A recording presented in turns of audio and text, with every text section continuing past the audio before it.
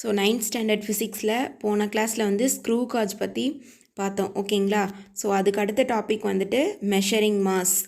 We commonly use the term weight which is actually the mass.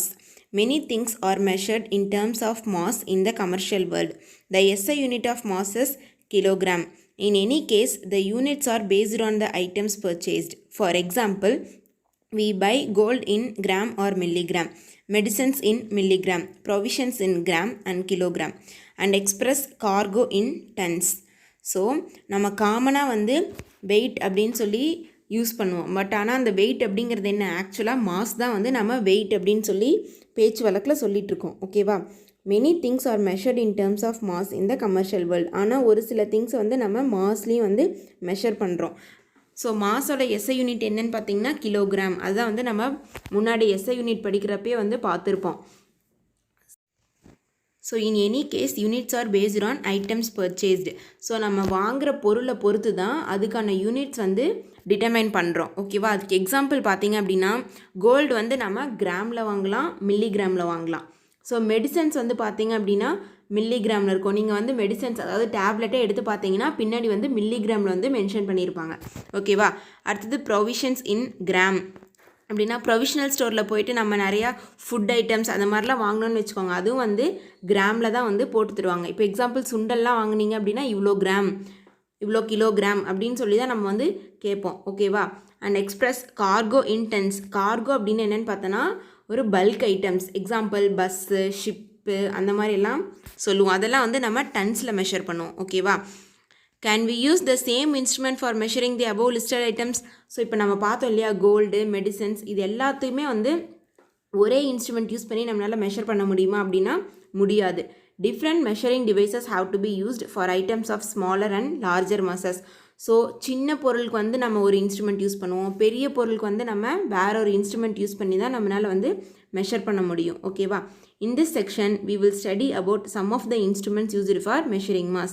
So இங்கே வந்துட்டு நம்ம mass measure பண்ணுறதுக்கு நிறைய டிஃப்ரெண்ட் இன்ஸ்ட்ருமெண்ட்ஸ் வந்து யூஸ் பண்ணுவோம், அதை பற்றி பார்க்கலாம் அப்படின்னு சொல்லியிருக்காங்க ஓகேவா. The shell of an egg is 12% of its mass. A blue whale can weigh as much as 30 elephants and it is as long as 3 large turtles. So egg இருக்கு இல்லையா, அந்த எக்கில் வெளியில் ஷெல் இருக்கு இல்லையா, அந்த ஷெல் வந்து டோட்டல் எக்கில் 12% அந்த ஷெல்லோட wait மட்டுமே அப்படின்னு சொல்லி சொல்கிறாங்க. ஸோ அடுத்தது ப்ளூ வேலோட வெயிட் பார்த்தோம் அப்படின்னா 30 எலிஃபென்ட்ஸ் இருக்கு இல்லையா, அந்த 30 எலிஃபென்ட்ஸ் எல்லாத்தையும் வெயிட் போட்டால் எவ்வளவோ அதுதான் வந்து ஒரு ப்ளூ வேலோட வெயிட்டு அப்படின்னு சொல்லி சொல்கிறாங்க. அதே மாதிரி அந்த ப்ளூ வேல் எவ்வளோ பெருசாக இருக்கும் அப்படின்னு பார்த்தீங்கன்னா 3 டூரிஸ்ட் பஸ் லைனாக வச்சோன்னா எவ்வளோ நீளமாக இருக்கோ அவ்வளோ நீளமாக ப்ளூ வேல் இருக்கும் அப்படின்னு சொல்லி சொல்கிறாங்க. ஸோ இமேஜின் பண்ணி பாருங்கள் அந்த ப்ளூ வேல் வந்து அப்போ எவ்வளோ பெருசாக இருக்கும் அப்படின்னு சொல்லிட்டு.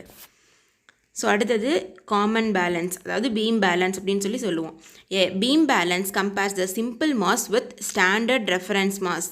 Standard reference mass are 5 gram, 10 gram, 20 gram, 50 gram, 100 gram, 200 gram, 500 gram, 1 kg, 2 kg, 5 kg.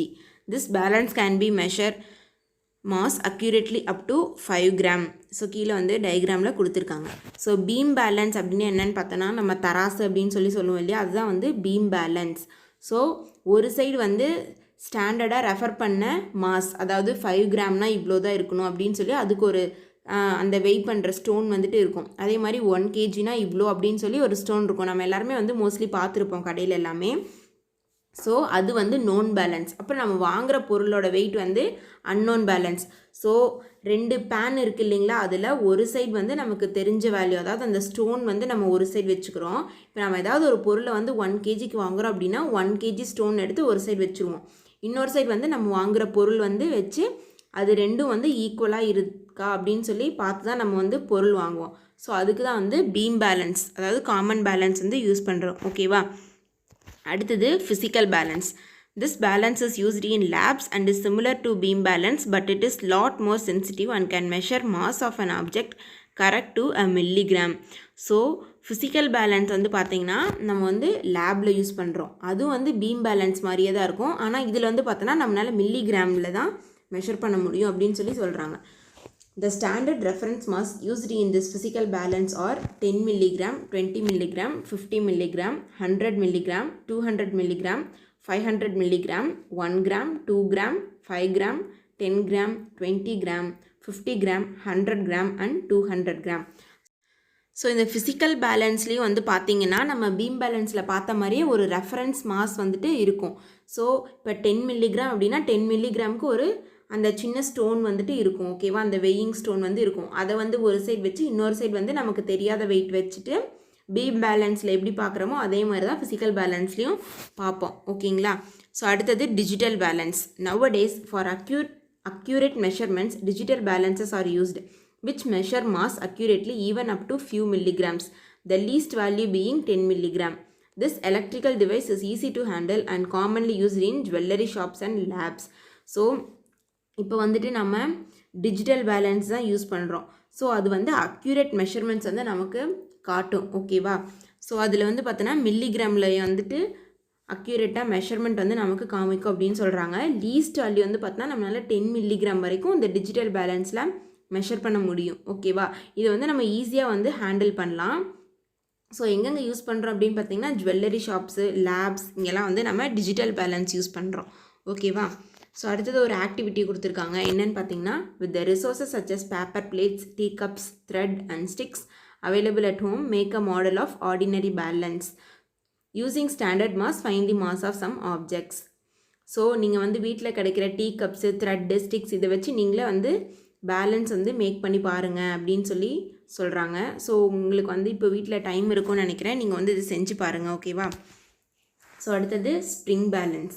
This balance helps us to find the weight of an object. It consists of a spring fixed at one end and a hook attached to a rod at the other end.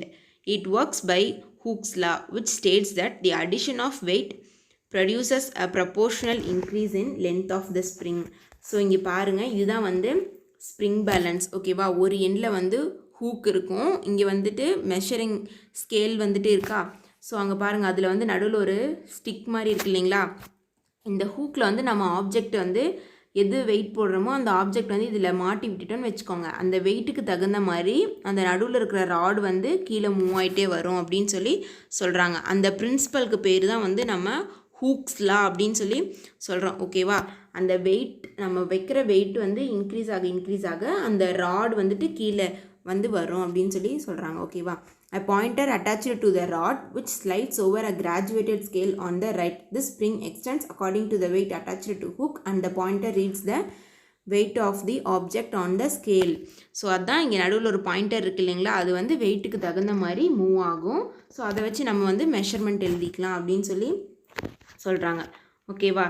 So next கிளாஸில் வந்துட்டு difference between mass and weight பற்றி பார்க்கலாம். ஓகேங்களா. Thank you friends.